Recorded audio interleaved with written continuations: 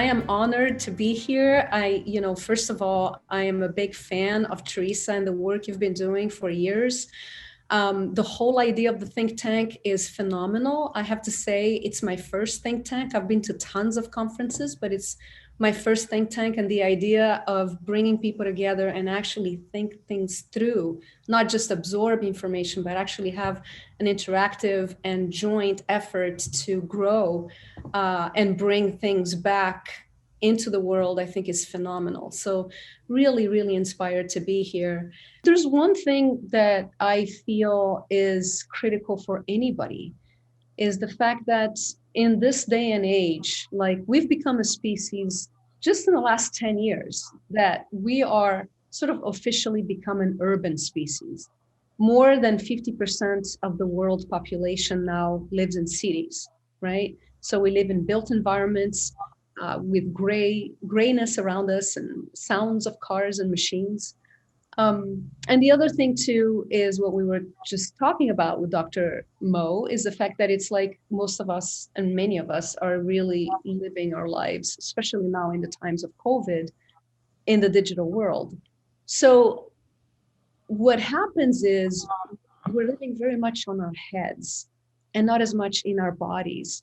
And so the practice of forest bathing really resonated with me in the sense that it's like, even though it's considered to be a relatively new practice, we've really been doing this for eons.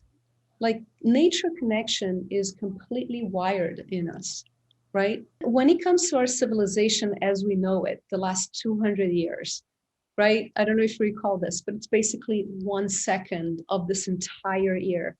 So we are a very new, young species. And what the reason why I'm bringing this up is because in our evolution, the way that our body has been formed and our brain has been formed, we have been completely wired to desire this connection. And so the furthest we are from having a sense of feeling connected with the natural world, the more we tend to be in our heads, with our minds spinning and having issues with stress, anxiety, depression for many people. And it's become kind of more the norm than it is the exception. And right now with COVID, it's become even more significant. And so the importance of connecting with nature, regardless of the pandemic, has to do with we need to encourage people with whatever work that we do. There's a sense of encouraging people to drop into their bodies, right? So on this slide here, I'll talk briefly about forest bathing because I know that many of you are familiar with this practice, even through GP Red already, because I know you've done this Teresa had mentioned you've already done this in a previous think tank. But just very briefly, thinking of it as, and you can think of forest bathing interchangeably with nature therapy. And the whole idea is to invite ourselves and the people who we're either guiding or the people that we're inviting or people that we are in relationship with, offer ourselves and them invitations to slow way down and really to drop from the mind to the body. And the reason is because the fact that we're on our minds so often kind of cuts us off from the sense that we are embodied beings, right? We have in the West what we consider to be our 5 senses, right? And sight, hearing, and smell, taste, and touch. But there's also a number of senses that we don't typically allow ourselves to experience. We have the sense of gravity. We have the sense of what's called proprioception, the ability to move our limbs, and without looking, we know what limbs we're moving. We have the sense of intuition, which many times we cut ourselves from that sense, and being in nature awakens that. We have the sense, one of my favorite is the sense of imagination, right? Where we can imagine ourselves being in certain places, and that by itself can provide a sense of relaxation. So what I want to invite you to do right now, and we'll do this in a brief kind of way, I'm going to basically do something that's called pleasures of presence in the forest bathing jargon. So I'm going to invite you all to sit really comfortably and put your feet on the ground and let yourself take some really nice, deep breaths.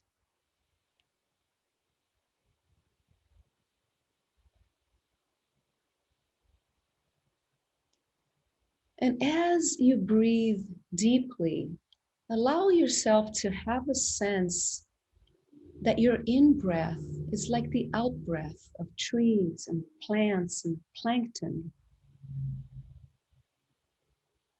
So really allow yourself to relax, arrive in your body, sense any tight muscles, realizing that your body itself is nature.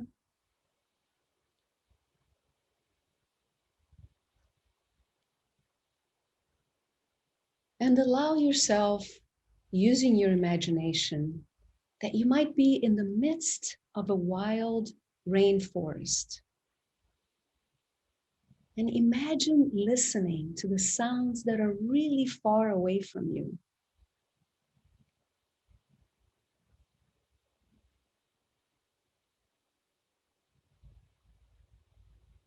You might hear birds, macaws, monkeys, crickets,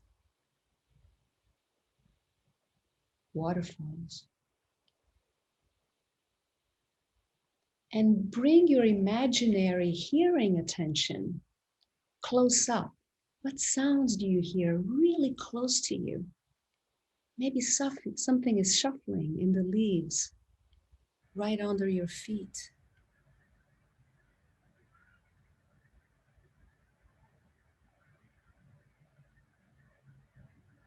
And you might hear the sound. If you rub your hands one against the other, bring your hands close to your ear. What does that sound like?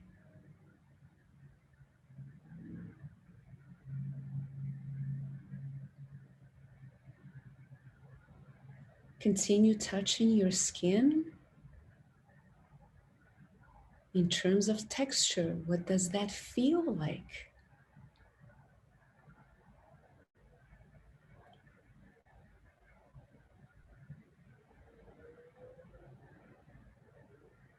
Now, if you have that natural element close to you, whether it's a plant, a rock, just touch that, still with your eyes closed. What does that texture feel like?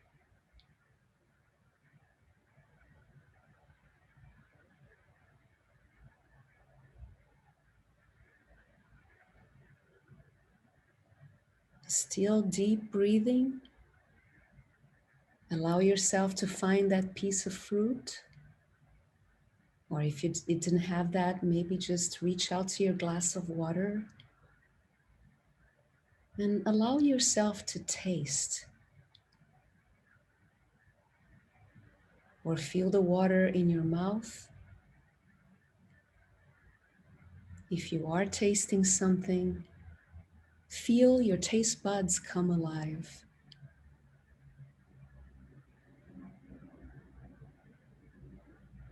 What do you notice?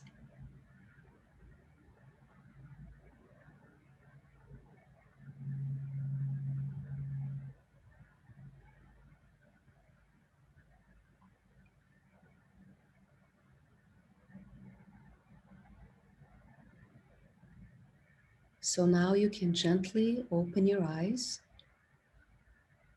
And what I want to invite you to do is on a day-to-day basis, and whether you live by yourself or you have your family cluster, maybe encourage people, if you do live with people, to allow nature basically open your senses on a day-to-day basis. Even with COVID, many of us might be stuck at home for a period of time, there's so many opportunities that we have to really feel that connection.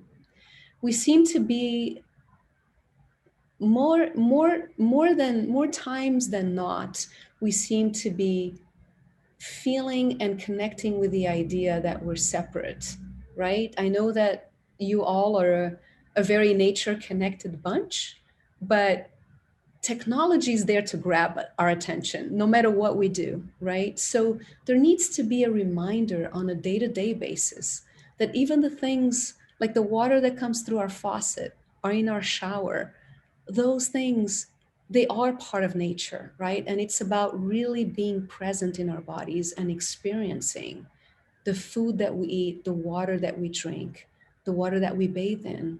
Maybe just looking outside the window and finding that there's a piece of sky or a tree, and opening a window in the morning, I think, is a wonderful practice to do every morning. And for people that, whether you might be guiding outdoors or whether you might be just simply connecting with people like on the street, if you have children, like I have two adopted teenagers that every now and then I take them outside and have them notice, like you could see a street that could be pretty boring, right? You look at this picture, there's not, I mean, there are beautiful trees and everything, but most people would say that's a pretty plain street with stop signs and whatnot. And then when you take your attention to the right of the frame, you see that there's some poppy flowers over there. It's really about noticing, right? If we come close to the elements of nature, we can find miracles everywhere. So here's a bee kissing a poppy flower, which most people might not have noticed walking down the street, right? This tree is right outside a friend's house. At a time I was living with them at the beginning of COVID, and they didn't recognize the tree, even though the tree is right in front of their house. But it's an interesting thing that people don't really notice. And sometimes being really present to the elements and the beings that are right around us can make such a huge difference in terms of calming us down, allowing us to take a breath, remember that we are a part of nature, the beauty, the patterns, the exquisite forms and shapes and textures that presents themselves to us every day. There's something really precious and healing when it comes to us allowing ourselves to arrive, not to mention share this with other people, right? So oftentimes I know that when it comes to outdoor activity, right, hiking, like I said, it's like climbing mountains or doing very like energizing activities. It can be wonderful, and it's really special for a lot of people, including myself. I love to hike, I love to run, horseback riding. It's like jumping off like, a river and going down a natural water slide. That's one of my favorite things to do. But there's also the aspect of slowing down. And oftentimes when people go to lands and parks, they bring their stress with them. And there's something to be said about really inspiring them to notice and to arrive and to have activities that are very much into deepening connection, right? It's not just connecting, but connecting in a deeper way. So I'm just going to read you a few quotes. John Muir: everybody needs beauty as well as bread, places to play in and pray in, where nature may heal and give strength to body and soul. Another one that I think is very timely, given the sense of divisiveness that we live in this country and around the world as well, actually. Wildness reminds us what it means to be human, what we're connected to, rather than what we're separate from. And this one is from Amos Clifford. He's my mentor. He's the founder of ANFT, the Association of Nature and Forest Therapy. Nature connection and culture repair arise together. And I feel this is also very timely, especially now that we're finally starting to focus on justice, on inequality, whether it's racial, whether it's like in terms of cultures, diversity, nationality, religion, I mean, you name it, sexual orientation, we can go down the whole list. I think one of the things that is really critical about sitting outside with people from all walks of life is that when it comes to doing deep sharing and deep listening, we get to find that we have so much more in common than we have what separates us. So ultimately, that's one of the beautiful things about nature therapy or spending time outdoors in a way that's really a connecting way with other people is about sharing our commonalities. I made a list, a bullet point of daily practices. And this can be a daily practice again for you, your loved ones, your community, your followers. Opening a window every morning, right? A breath of fresh air once you get out of bed. It's just so beautiful and powerful and healing. Exercising and meditating outdoors or by a window for people who can't leave their homes. Working with a view to nature. Most people have a window of one way or another. Taking nature breaks. Like usually I tell myself like every hour or hour and a half, if I'm really busy, having like the little alarm clock going off as a reminder, take a breather, stretch your body, that nature body, that animal body of yours. Make sure to take those nature breaks. It's really critical. Planting a garden, for those of you who like gardening, and certainly wildlife always comes to your garden. Playing with your food, right? Don't tell your children not to play with your food. Let them play with their food. Watching the sun setting can be very beautiful experience. Allow it to be mystical, you know? Allow your imagination to run wild, whatever your belief system is. I'm sure a lot of you already do that, so I'm preaching to the choir. And scheduling trips to wondrous places. I know you already do that. Otherwise, you wouldn't be in this think tank.